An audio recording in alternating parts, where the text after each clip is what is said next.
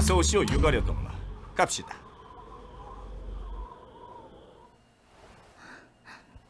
정말 수고 많았어 유가려 동무. 큰 공을 세웠어. 두만강 건너편에서 기다리고 있던 보이부 지도원을 만나 함께 보이부 사무실로 가서 탈북자 명단을 전달했지요. 네. 가리야, 아버지가 너를 아끼셔 안 아끼셔? 우리 집에 딸이 몇이야? 하나. 그럼 너를 아버지가 두만강을 넘으라 했겠어?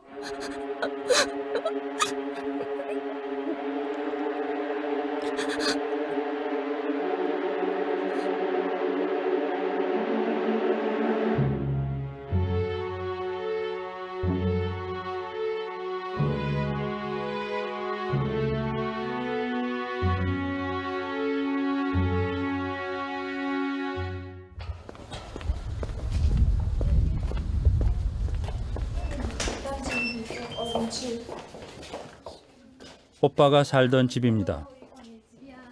들어오세요. 저 사진이랑 그대로 있잖아. 강의 사진, 너네 엄마 사진.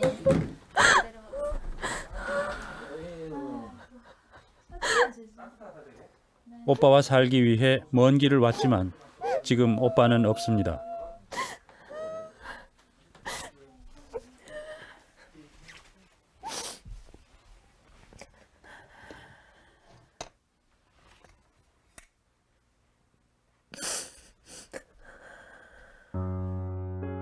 오누이는 북한에서 태어나고 자랐습니다. 여동생은 어릴 때부터 남한을 동경했다고 합니다. 거기서 북한에서 보게 되면 뭐 남한 이런 영화들을 보고 영화를 보면서 아, 한국 저런 곳이구나, 아, 가서 살고 싶다 그런 생각 계속 들었고 그게 점점 크면서 제가 꿈이 됐거든요. 오빠는 북한에서 의사로 일하다가 2004년 탈북했습니다. 오빠가 한국에 정착한 뒤에도 여동생은 부모와 북한에서 살았습니다. 우리 어머니. 어머니 사진이요? 네. 돌아가신 어머니. 네. 어머니가 돌아가신 뒤 여동생은 오빠와 함께 살겠다고 결심했습니다. 여동생은 2012년 10월 30일 한국에 들어왔습니다. 함께 들어온 오빠는 공항에서 여동생의 여권을 가져갔습니다. 유가려 씨는 중국 여권을 가지고 있었습니다. 나고 자란 곳은 북한이지만 남매는 화교 신분이었습니다. 탈북자로 신고하기 위해서는 그 사실을 숨겨야 했습니다. 오빠는 알고 지내던 국정원 직원에게 동생을 잘 부탁한다는 문자 메시지를 보냈습니다. 국정원 직원은 잘 될 테니 너무 걱정 말라고 답했습니다. 유가려 씨는 그날 밤 탈북자를 조사하는 국정원 중앙합동신문센터에 도착했습니다. 자신의 이름이 유광옥이라고 신고했습니다.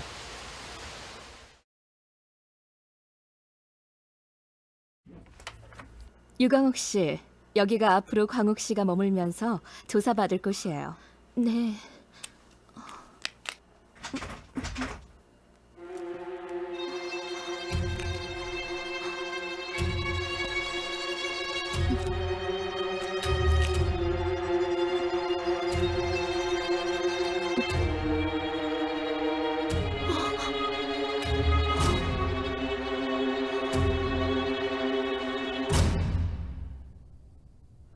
독방에 있었던 기간이 얼마나 됐나요? 아, 지금 나오기 전까지 거의 6개월 됩니다.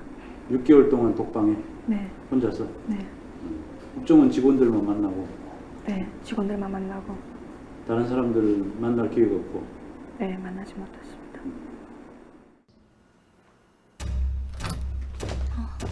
유가려.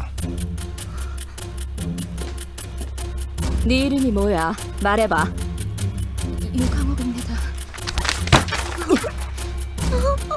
회령에서 너를 본 사람이 많고 모르는 사람이 없는데 머저리 같은 것이 거짓말을 해? 똑바로 말 못해? 아닙니다. 제가 유광옥입니다. 너 하교지. 그래서 아닙니다. 마지막까지 아닙니다. 아닙니까?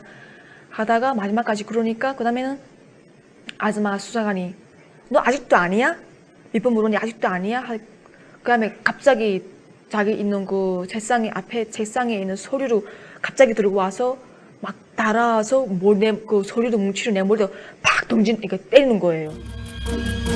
막 탔거든요. 막 타서 이렇게 차고 저렇게 차고 막 이렇게 차니까 마지막에 내가 마중이 너무 아프고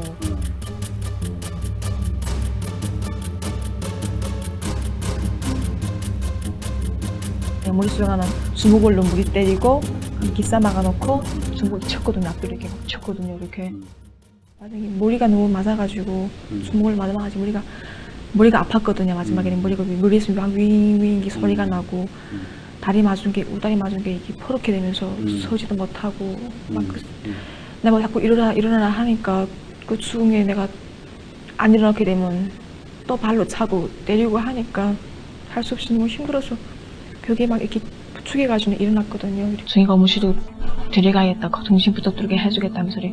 그때 내가 안 가겠다고 막 제발 안 가겠습니다. 저 봐주십시오 하면 내가 막 울었습니다. 발을 막 버티면서 덩덩 구르면서 내가 안 굴러가겠다고 뒷걸음질했거든요. 내가 그러니까 뒷걸음질 하는 걸 내 적대 믿고 서가지고 들어가겠다 해가지고 밀고 당기고 했거든요. 하교, 유가리 이렇게 도장 써가지고 앞뒤로 붙였거든요. 테이프를 해가지고 붙였어요. 탈북자로 가장하고 들어온 나쁜 애입니다. 모두 구경하세요. 얼굴 한번 보세요.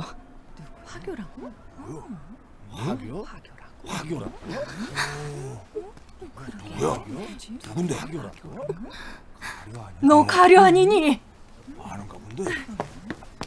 너 어째 거짓말 아니? 다 안다. 위성 사진 보면 문 색깔까지 다 안다. 거짓말하면 안 돼.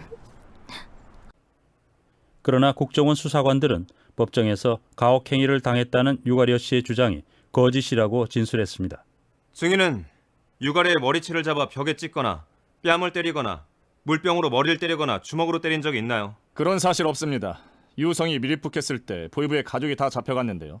그때 보이부에서 유가려 머리채를 잡아 벽에 찢고 발로 차고 주먹으로 뺨과 머리를 때렸거든요. 그때 당한 이야기를 합동신문센터에서 당한 것처럼 이야기하는 겁니다. 그런 사실 없습니다. 저희들이 그 정도 때렸다면 병원에 가야 했던 거 아닌가요? 화교 유가려라고 써서 등 뒤에 붙이고 탈북자들에게 구경시킨 사실이 있지요. 저희가 여기 합동신문센터에는 해령 출신 탈북자들이 많다. 대지라면 금방 탄로나니까 사실대로 이야기하라고 했습니다. 그런데 유가려가 오히려 고향 출신이 있으면 내가 탈북자인 것이 증명될 거라고 하더군요. 그래서 가게 됐습니다. 화교 유가려라고 써붙인 것도 유가려 씨가 그렇게 하자고 한 건가요? 아닙니다. 그건 제가 써붙인 것입니다. 화교라는 사실을 자백한 지 보름 뒤에 유가려 씨는 오빠가 밀입국했다는 확인서를 썼습니다.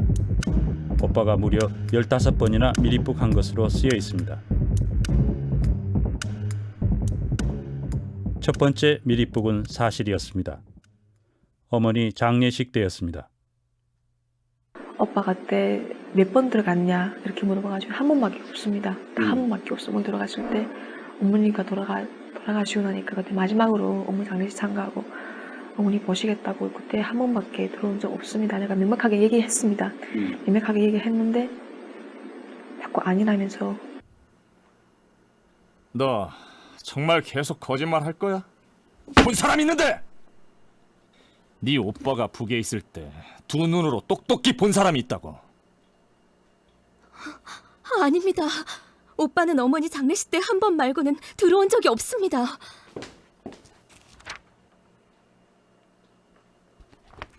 아하. 유가려, 이거 봐라. 네 오빠가 중국에서 북한에 들어간 기록이야. 이래도 부인할 거야?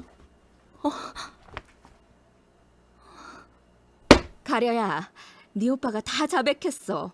북한에 계속 왔다 갔다 한 거 다 자백했다고. 오빠 왜 밀입국 인정했지? 너무 이상하고 믿어지지가 않았어요. 믿어지지 않았고 그리고 한숨은 너무 때리고 너무 맞고 하니까 너무 공포스럽고 하니까 마지막에 내가 계속 아니라고 이렇게 하다가 버티다가 할 수 없이 허위진술하게 됐죠. 합동신문센터에 들어간 지 23일 만에 유가려 씨는 자신이 평양 국가안전보위부 부부장의 지령을 받고 들어온 공작원이라고 자백합니다. 저는 2011년 3월 초 국가보위부 부부장으로부터 중국에 들어가 오빠에게 연락하여 오빠가 주는 자료를 받아오라는 임무를 받았습니다. 저는 중국에 도착해 오빠가 보낸 자료를 확인했는데 탈북자 명단 2개와 오빠가 국가보위부 부부장에게 보낸 편지였습니다. 저는 회령세관을 통해 북으로 들어갔는데 마중 나온 부부장에게 USB를 전달하였습니다.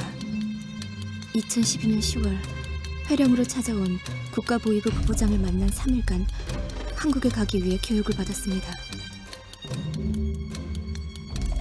너 유가련, 나 유가려는 맡겨진 임무 과업을 설사 목숨을 잃더라도 수행할 것을.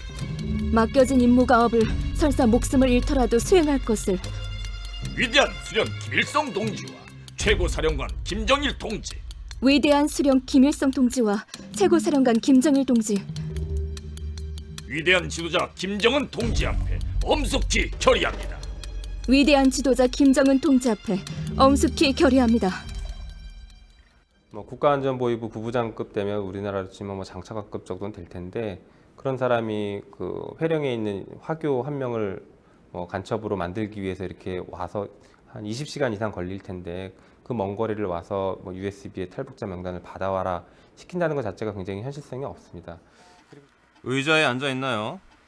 네, 자, 그럼 시작합니다. 오빠 유우성은 간첩 행위를 했습니까? 아닙니다. 유가려 씨는 보위부의 지시를 받고 한국에 들어왔죠? 아닙니다. 유가려 씨, 어떻게 된 거야? 그러니까 지금까지 한 거 다 거지죠. 나왔거든. 나가면서 그러면서 그 직원이 내가 물어보는 게 나보고 왜 내가 거짓 진술을 했냐고 물어보더라고요. 그래서 내가 할 수 없이 했다고.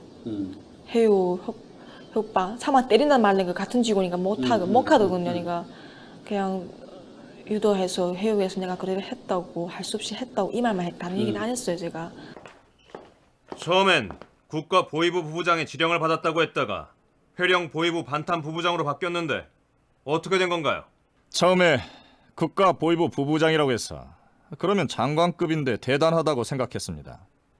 그런데 피고인이 미리푹할 때마다 회령까지 나왔다고 해서 평양에서 회령까지는 20시간이 걸리거든요. 이것은 있을 수 없다. 제가 그렇게 말하니까 사실은 회령 보위부 반탄 부부장이라고 진술이 바뀌게 됐습니다. 거짓말 탐지기 조사를 한 적이 있나요? 예, 한번 했습니다. 그 결과가 어떻게 나왔나요? 당시 검사관이 목소리가 작고 횡설수설해서 결과가 나오지 않았다고 했습니다. 거짓말 탐지기 조사 후 유가려 씨는 그동안 진술을 모두 부정하는 반성문을 썼습니다. 오빠가 2006년 5월 어머니 사망할 때 들어온 거 외에는 그 후 회령에 단 한 번도 들어온 적이 없습니다. 그 후에 들어온 것은 제가 다 거짓 진술한 것입니다. 국가보위부 부부장, 과장이란 사람들은 본 적도 없고 제가 거짓 진술한 것입니다. 그러나 그 3일 뒤 쓴 진술서에서 유 씨는 다시 오빠가 공작원이라고 번복했습니다. 지금 번복죄가 간첩죄부터 군죄다 이렇게 탁 얘기하면서 내보고 허위 진술을 유지하면서 번복하지 말라는 거죠. 이렇게 나오는 거 내가 빠지기 힘들구나. 얼감이 걸렸구나 이런 생각 막 들었거든요. 그래서 내가 너무 힘들어서 할 수 없이 인정했고 너무 힘들어서 자살 시도를 했습니다.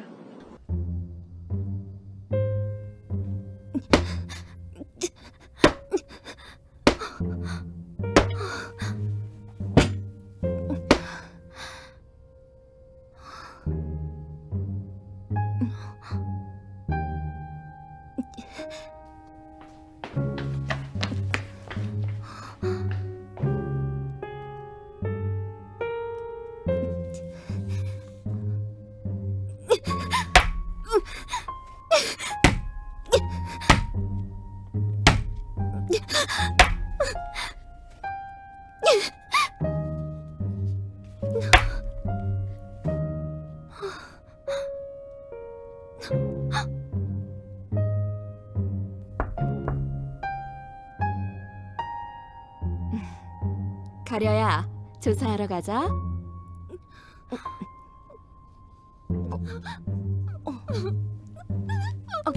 가려야, 너 왜 그래? 어?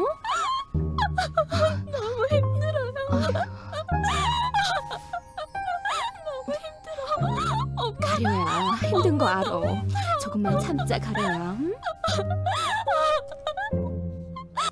자기 아들들 있고 딸 없는데 양딸 삼겠다 못 고치겠다 그런 얘기 많이 했거든요.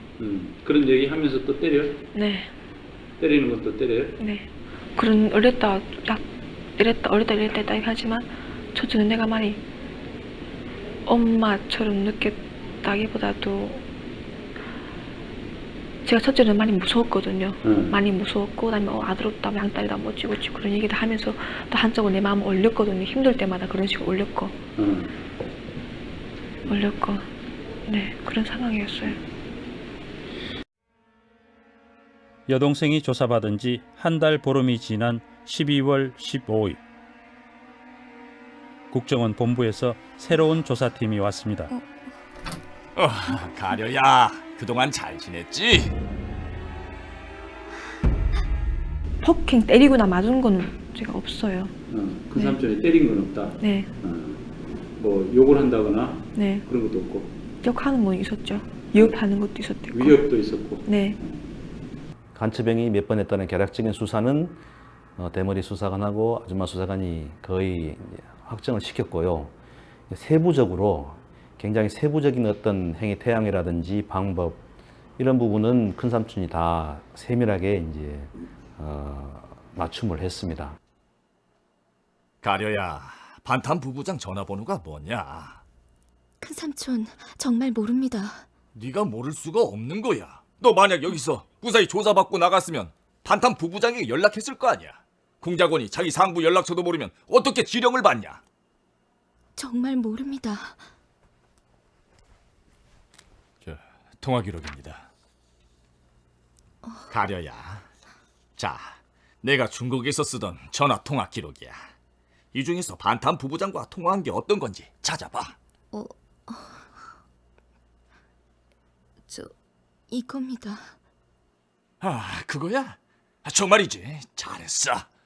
그 후에 며칠 지난 지 후에 지나서 또 가져와서 또 아니라는 거예요. 아니라면서 또 진술하라는 거예요. 그래서 내가 그러면 또 내가 모른다고. 나 죽어도 날 죽이라고. 나 죽어도 모른다고 했단 말이야. 그러니까 그 삼촌이 번호로 작성해가지고 반탄 부부장 번호, 가려 번호 다 쓰고 2012년 7월 초 2012년 7월 초 몇 시 몇 분 몇 초 동안 반탄 부부장 통화 이렇게 했다고 그 내용 한 것처럼 반탄 부부장에서 오빠로 자료받아달라고 이렇게 통화했다고 설명해 주는 거예요. 그렇게 했다고. 네가 그렇게 했다. 증인은 유가려 씨에게 회령 보이부 반탄 부부장의 전화번호를 알려주고 외우라고 한 적이 있나요? 전혀 없습니다. 유가려는 제주 공항에 내릴 때까지 외웠는데 기억이 끊겼다고 하면서 기다려달라고 했습니다. 그러다가 어느 날 그 번호를 적었습니다. 이 번호가 정말 맞느냐고 하니까 유가려가 자기는 백살구를 좋아한다면서 139는 백살구다 하면서 외운 방법을 이야기했습니다. 증인은 유가려 씨 가족을 도와줄 테니 시키는 대로 진술하라고 진술을 유도한 적이 없나요? 그런 적 없습니다. 유가려는 보이부와 단절하고 새 삶을 살기 위해 자백한다고 이야기했습니다. 다만 한국에서 살고 싶다고 계속 이야기해서 내가 한국에서 살 수 있는 방법을 부탁하고 알아봐 줄게. 그렇게 이야기했을 뿐입니다.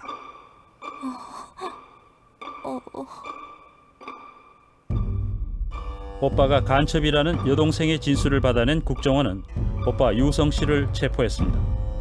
일부 언론은 탈북자 10,000명의 명단을 제공한 공무원 탈북자라고 크게 보도했습니다.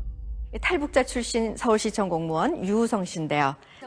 오빠 유성 씨는 탈북자로서는 처음으로 서울시 공무원이 된 사람이었습니다. 탈북자들의 모델 역할을 하던 유 씨가 간첩 혐의로 구속되자 탈북자 사회가 긴장했습니다. 우승 씨가 가장 모범적으로 우리 탈북자 사회에서 생활을 해왔고, 그래서 모범적인 위치에 이르렀는데 이런 사람마저 이렇게 간첩으로 삼을 정도면은 탈북자 어느 누구도 언제든지 간첩이 될 수 있다. 그렇게 이제 탈북자들이 얘기를 하더라고요. 그래서 탈북자들이 굉장히 그때 분노하고 또 절망하고 이제 그런 상태였죠. 그러나 오빠를 수사하던 국정원은 벽에 부닥쳤습니다. 유 씨가 간첩 혐의를 송두리째 부인한 것입니다. 그 체포된 후에 10일 만에 간 건데 그 10일이라는 기간이 아무런 국내 연구자들도 지금 접촉이 안 되는 상황. 그 다음에 비로소 10일 만에 만났던 그런 저희가 접견을 갔던 상황인데 그때까지 일관되게 우성 씨는 그 여동생이 허위 진술이고 대지를 요구하면서 버티고 있었습니다. 변호인들은 여동생을 만나기 위해 여러 차례 접견을 요청했지만 국정원은 허용하지 않았습니다.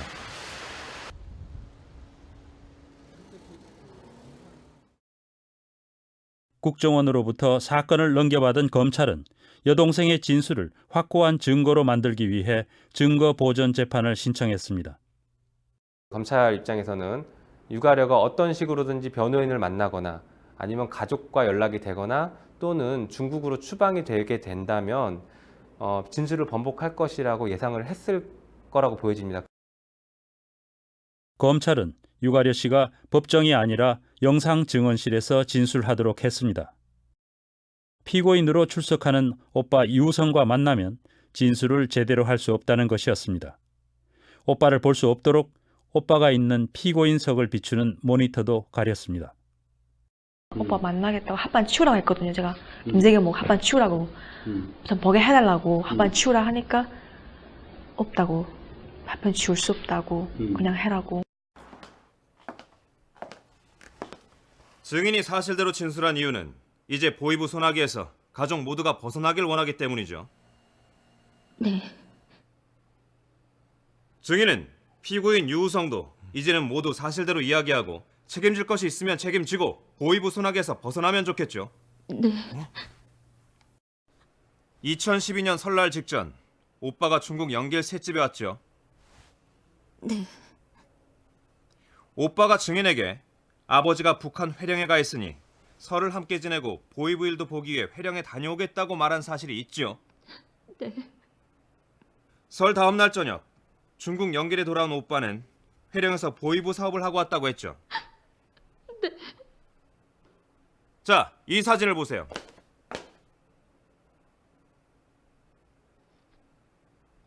당시 증인은 오빠가 갖고 있던 휴대전화를 살펴보다가 이런 사진이 찍혀 있는 것을 보았죠. 이 사진은 북한 회령집에 있는 앨범에 있던 사진이죠.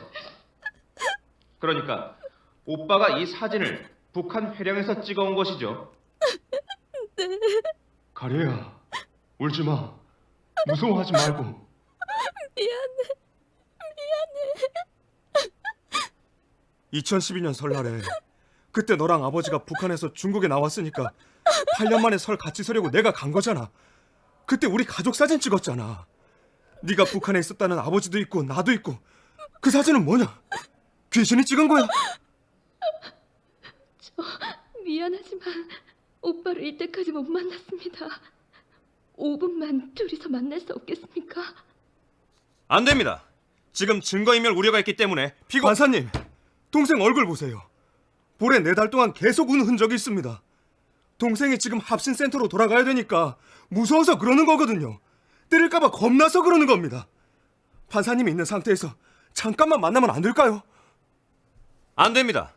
범죄 사실을 입증할 증인을 범인과 이야기하게 하는 건 안 됩니다. 자, 피고인이 물어보니까 자꾸 감정을 자극하는 것 같은데 지금부터는 변호인이 질문하세요.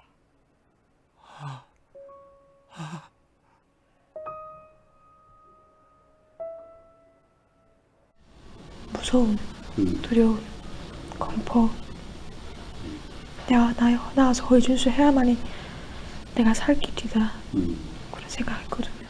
그렇다면 우리가 중국에 가서 실제 유가려의 말이 맞는지 객관적인 증거들과 사실관계를 한번 추적해 보자 해서 이렇게 가게 됐습니다. 변호사들은 중국 영길로 갔습니다. 영길은 두만강을 사이에 두고 북한 회령과 접해 있는 중국의 국경 도시입니다.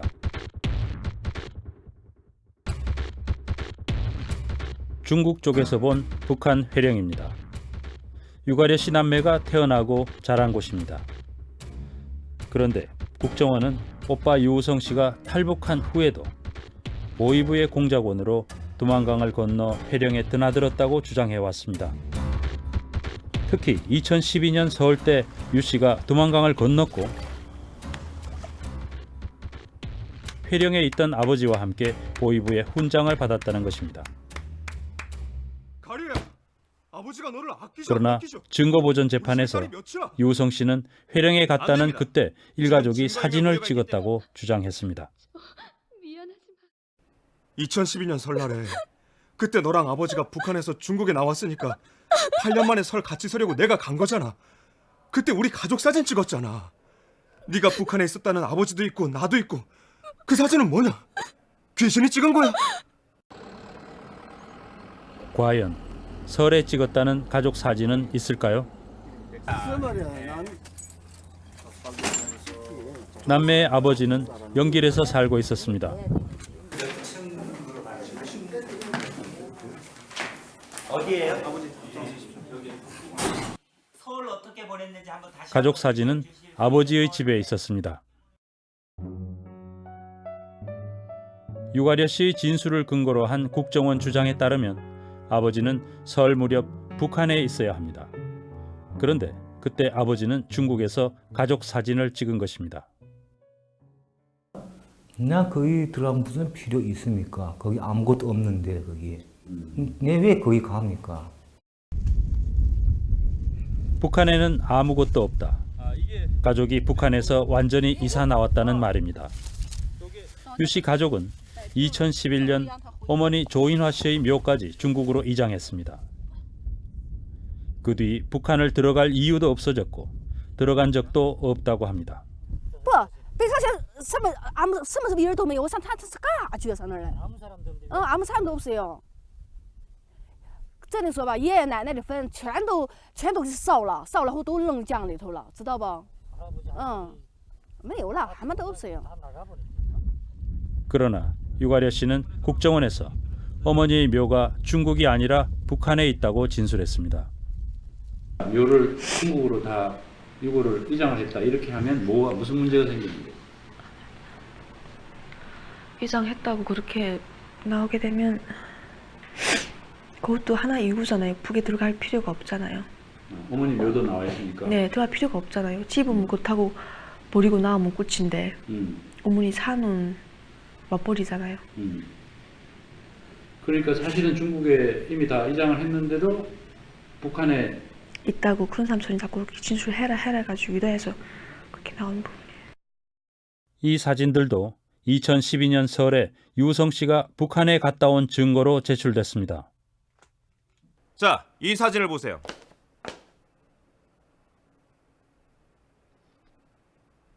당시 증인은 오빠가 갖고 있던 휴대전화를 살펴보다가 이런 사진이 찍혀 있는 것을 보았죠.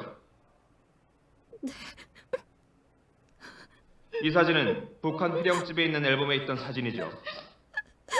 그러니까 오빠가 이 사진을 북한 회령에서 찍어온 것이죠. 가려야, 울지 마. 무서워하지 말고. 미안해. 그렇다면 과연 이 사진들은 북한에서 찍은 것인가? 사진은 아이폰으로 찍힌 것입니다. 아이폰의 위치 정보를 이용해서 찍힌 곳을 알아봤습니다. 이 사진 여기서 찍혔다는 거죠? 그렇죠. 예. 그런 위치 정보 나온 거죠? 네네. 아이폰에서 위치 정보가 저장된 겁니다. 북한이 아니네요. 네. 북한이 아니야. 예, 북한 아니죠. 중국에 있는 곳입니다. 중국에서 찍은 것으로 나타납니다. 연변 조선족 자치주, 아버지가 살고 있는 연길의 집에서 찍은 것입니다. 국정원은 중국에서 찍은 사진을 북한에서 찍었다고 제출한 것입니다. 문제는 또 있었습니다. 김인성 교수가 유우성 씨의 컴퓨터에서 지워진 사진들을 복구했더니 같은 날 찍힌 다른 사진이 나왔습니다. 도저히 북한이라고 보기 어려운 사진입니다. 금력 설 때. 그래서 여기 가족들이 여기 다 같이 왔죠? 네, 여기 같이 왔어요. 여기 앉고. 아, 저기 앉았구나. 우리 아버지 여기 있고 우리 어머니 같이 노래하잖아요. 아, 어머니세요? 네, 어머니. 아, 여기는 누구세요? 우리 아버지. 중국 노래방에서 노래하는 사진. 북한에 있어야 할 아버지와 아들이 있는 사진입니다. 왜 국정원은 첫눈에 북한이 아닌 것을 알 수 있는 이 사진을 증거로 제출하지 않았을까요? 누가 하더라도 포렌식 프로그램을 돌리면은 이 같은 아이폰으로 찍은 같은 날짜 사진 이게 나오게 마련이고요. 그런 상황에서 이런 피의자한테 유리한 사진이 제출되지 않았다는 거는 그게 포렌식 작업을 잘못해서 그랬다기보다는 결과물을 선별했을 가능성이 가장 높다 이렇게 판단할 수 있죠. 국정원에서. 네네. 결국 사진을 중국에서 찍은 것이 밝혀지자 검찰은 공소장을 변경했습니다. 노래방에서 사진을 찍은 다음 날인 1월 24일 미리북한 것으로 바꾼 것입니다. 검찰은 1월 24일 북한에 갔다는 새로운 증거로 유성 씨의 통화 기록을 제출했습니다. 다른 날은 통화 기록이 있는데 24일은 없으니 이날 북한에 갔다는 것입니다. 이 통화 기록은 또 다른 논란을 낳았습니다. 처음 북한에 갔다고 지목된 1월 22일 이후에 통화 기록이 있었던 것입니다. 국정원과 검찰은 왜 통화 기록이 있는 것을 알면서도 유우성 씨가 1월 22일 미리북했다고 기소한 것일까요? 통신회사가 국정원에 통화 기록을 제공한 것은 12월 5일, 기소를 하기 무려 2달 보름 전입니다. 국정원이나 검찰은 그게 피고인을 기소하기 한참 전에 작년 12월, 2012년 12월에 그 통화 내역을 다 확인을 했는데 그런 통화 내역이 있다는 것을 알면서도 1월 23일 날 마치 북한에 있었다라고 기소를 한 부분은 이미 알고 있음에도 불구하고 그냥 기소를 한 것이 아닌가. 게다가 국정원은 여동생이 오는 것을 알고 있었습니다. 국정원은 여동생을 기다리고 있었던 것일까요? 인간적으로 좀 편하게 지내자 이런 식으로 다가와서 2달이면 2달 이런 식으로 만나서 같이 술도 먹고 이렇게 약간 허심탄회한 사이가 된 것 같더라고요.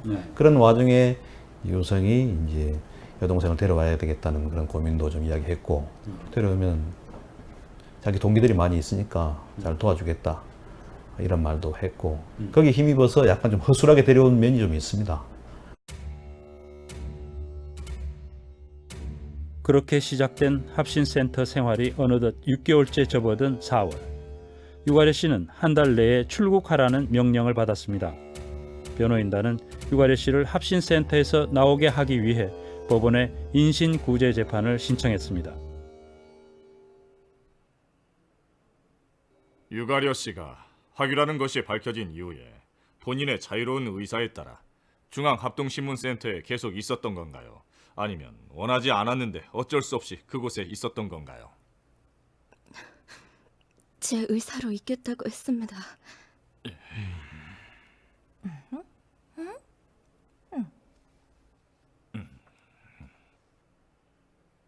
유가려 씨는 지금 이 순간부터 본인이 원하는 곳에 있을 수 있습니다. 합동신문센터로 가도 되고 다른 곳에 가도 돼요. 유가려 씨! 유가려 씨! 유가려 씨! 국정원으로 가면 안 됩니다. 오빠나 아버지도 가려 씨가 우리와 같이 가길 바랍니다. 유가려 씨! 잠깐 우리와 얘기 좀 해요! 유가려 씨! 잠깐만. 화장실 좀 다녀올게요. 생각 좀 하게 해주세요. 유가려 씨! 유가려 씨!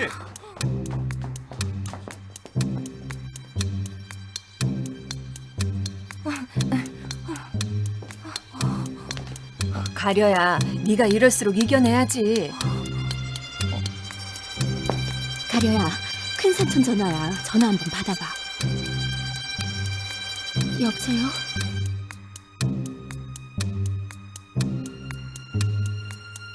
가지마 안 돼. 일단 들어와. 네가 가게 되면 일이 더 복잡해져. 더 커져. 가지마, 일단 들어와. 들어와서 보자. 그렇게 된 거 아니야.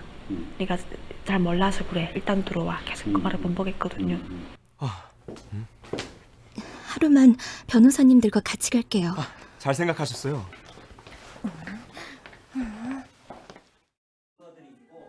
다음 날 여동생은 국정원에서 자백을 강요받았다고 밝혔습니다. 오빠한테 너무 미안하고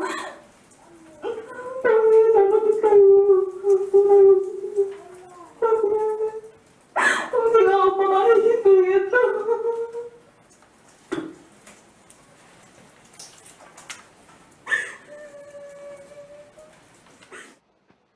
재판이 시작됐습니다. 간첩 혐의의 증거라고는 유가려 씨의 진술밖에 없었기 때문에 유 씨는 가장 중요한 증인으로 채택됐습니다.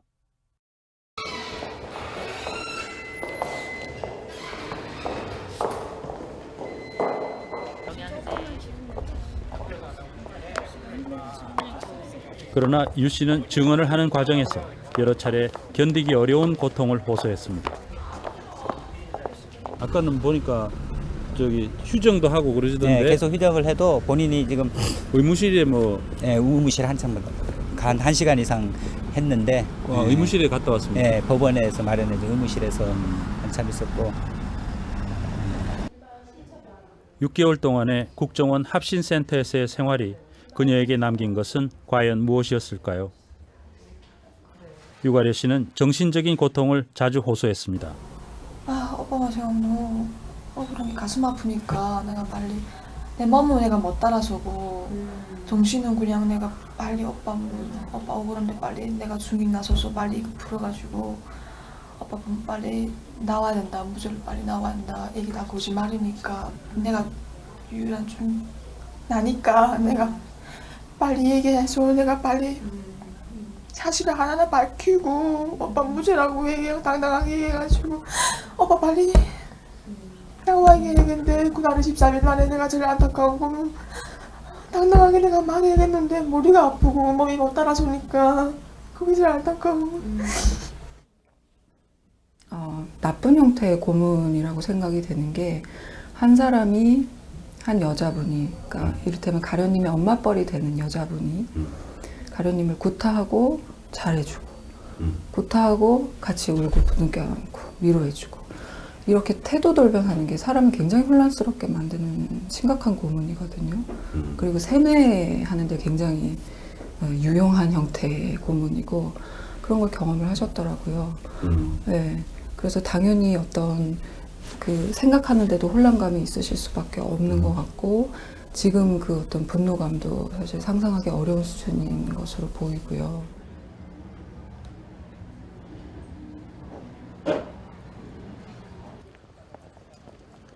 유가려 씨는 6개월 동안 조사받으면서도 자신에게 가혹행위를 했다는 수사관들의 이름도 몰랐습니다. 그저 대머리, 아줌마, 큰삼촌이라고 혼자 불렀을 뿐입니다.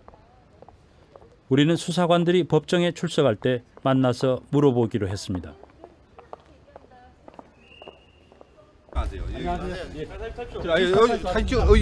큰삼촌 수사관입니다. 아니 왜 이러세요? 초상권 침해가 아니 무슨 초상권 침해가 있어요?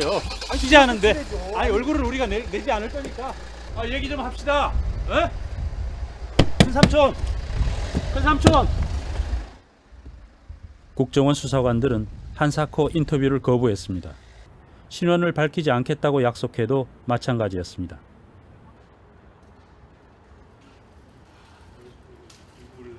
대머리 수사관과 아줌마 수사관입니다. 이런 길이 따로 없나요?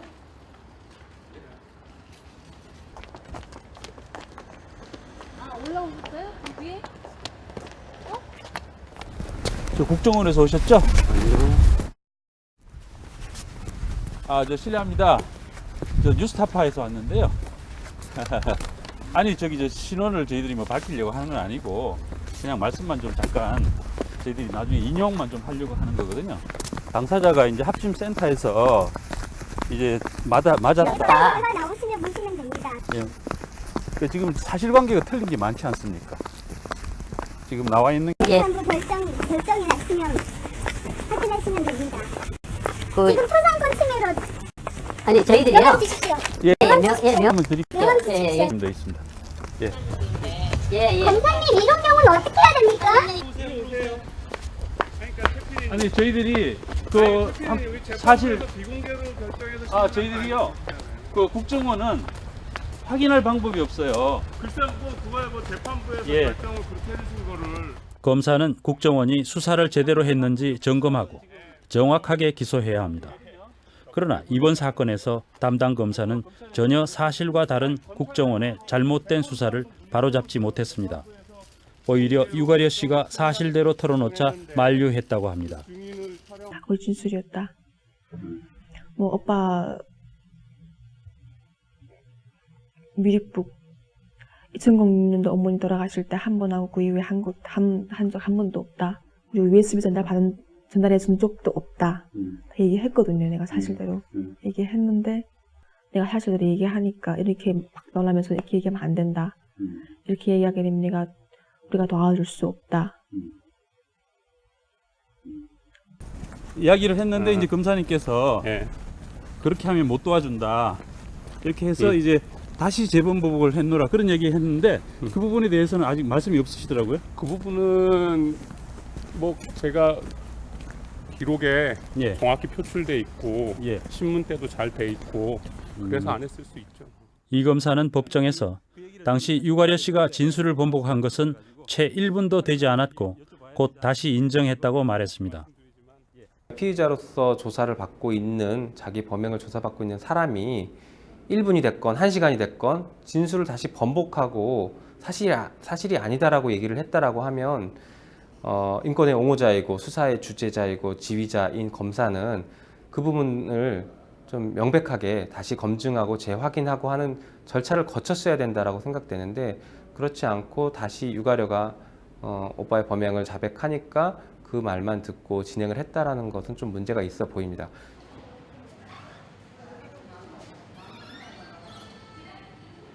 구치소에 있는 오빠를 면회하고 나오는 길입니다.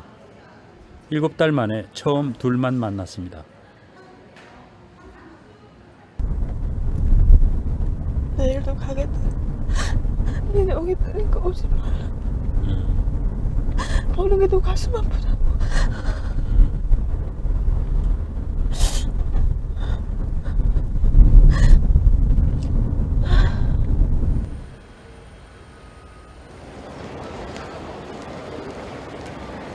이제는 다시 중국으로 돌아가야 합니다. 다 얘기해보고 걱정하지 마요 진짜로. 공사하지 말고 진짜 걱정하지 마요. 가려 씨는 오빠가 무사히 나오는 것을 보지 못하고 떠나는 것이 마음 아픕니다.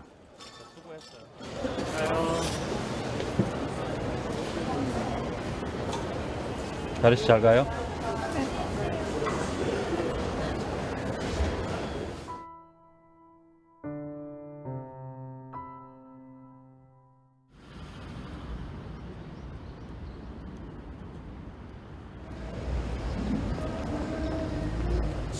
좋은 꿈 좀 꾸셨어요? 모르겠습니다. 모르겠어요?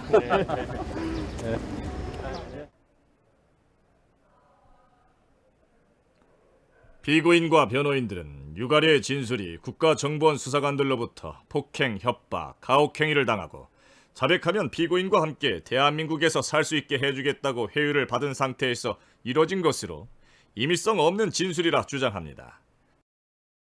그러나 수사관들의 법정 진술에 의하면 유가려가 폭행, 협박 및 가혹행위를 당했거나 세뇌 또는 회유를 받지 않은 상태에서 자유롭게 진술한 사실이 넉넉히 인정됩니다.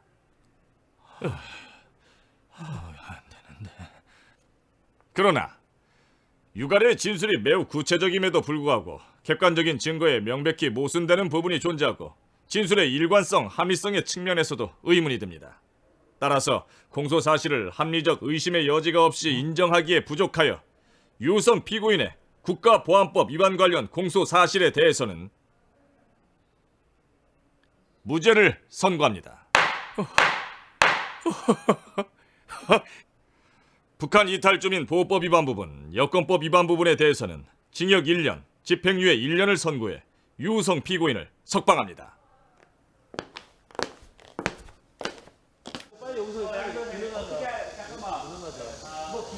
어떻게 됐습니까? 예, 지금 국가보안법 뭐 9가지 혐의에 대해서 모두 무죄가 나왔고 북한 이탈주민법 위반이랑 여권법 위반 부분만 징역 1년에 집행유예 2년이 선고됐습니다. 저희가 나름대로 예상했던 그런 판결이었고 재판부에서 상당히 좀 합리적인 판단을 해주신 것 같아서 감사하다는 생각입니다. 그러나 재판부는 수사관들의 강압을 인정하지 않았습니다. 유가려 씨 자백이 허위라는 것은 인정하면서도 강압에 의한 것은 아니라고 판단한 것입니다. 가려 씨가 만약에 가혹행위를 당하지 않았다면 오빠가 간첩이라고 진술을 했을까요? 아니죠. 그렇게 얘기 안 하죠. 내가 왜 자살시도 했겠어요. 너무 힘들고 하니까 자살시도 했겠죠. 네. 왜 죽으려고 했겠어요. 너무 고통스러우니까 죽으려고 했겠죠. 폭행이 있지 않고 어떻게 허위 진술이 만들어지겠습니까? 공포가 없이 어떻게 그 오빠를 간첩이라고 할 수 있겠습니까? 정말 미치지 않고서야. 가려 안 미쳤습니다.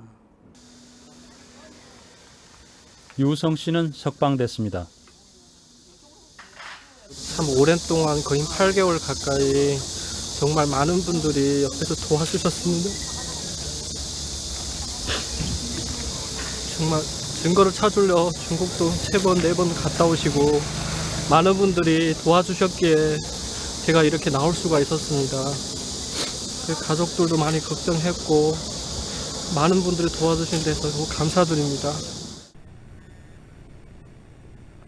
그리고 앞으로 우리 가족처럼 다른 가족들도 억울하게 악용당한 그런 가족이 또 이런 일이 생기지 말았으면 좋겠습니다.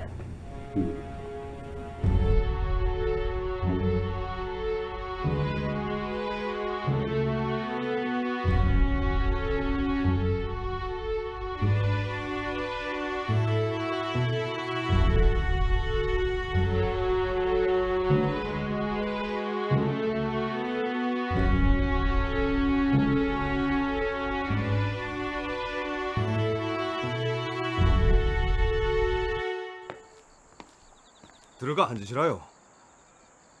아빠, 이리 앉으시라요. 자, 찍습니다. 아니, 저희 엄마 아직 안 왔어요. 엄마, 빨리 오시라요. 그래. 날 빼놓으면 안 되지. 여보, 웃으시라요. 찍습니다.